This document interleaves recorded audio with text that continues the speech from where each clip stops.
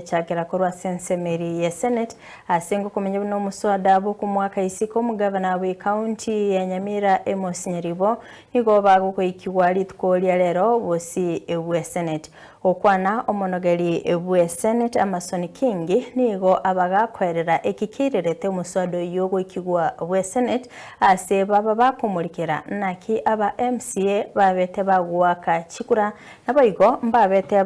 bakomulikira ekere This was a matter requiring evidence to be adduced, including the examination and cross-examination of the said county assembly members, and accordingly, this was not a matter that could be determined at a preliminary level without hearing the evidence. Kericho 2 was therefore ruled to belong to the second category of preliminary objection that can only be reasonably subsumed in the full hearing, but for which a determination by the Senate would have to be made at the end before the proceedings to vote on the charges. The question, therefore, is whether the current preliminary objection belongs to the jurisprudence of Kericho 1 or Kericho 2. Now, honorable senators, in the current impeachment proceedings, it is not in contention that there were 19 members in the County Assembly of Nyamira present and voting at the time of impeachment. Secondly, although there is contestation about the validity of the votes purportedly cast by proxy by another 4 members, there is no contestation that the total number of members who voted did not exceed 23 members. The County Assembly, by its own admission, has submitted a list of 23 members as having supported the impeachment.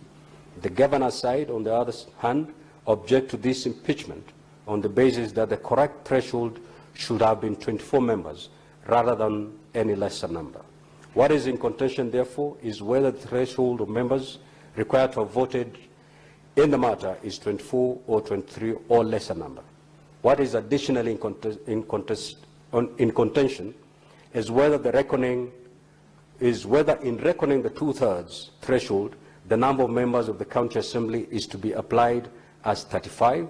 or 32. The legal question in contention is whether the number of legislators of the County Assembly remains fixed and unaffected by any vacancies for the purposes of reckoning thresholds, or whether, as Councillor Katwa Keegan for the County Assembly argues, it is a moving target. That cannot be reckoned in advance and depends on the membership of the Assembly at a particular time having subtracted any vacancies existing. Now, honorable senators will appreciate that this is a constitutional and legal questions of the most fundamental ramifications, the decision on which reverberate far and wide and well beyond Nyamira County Assembly, and possibly including this chamber, where at various times and for various reasons we have had vacancies. The decision the Senate takes on this legal question will no doubt bind us going forward in the manner in which we reckon delegations for purposes of voting when there are vacancies in the Senate. From this perspective, it is clear to me that even though a number of matters of fact were raised by the County Assembly in their preliminary objections and fundamental legal questions of threshold, and whether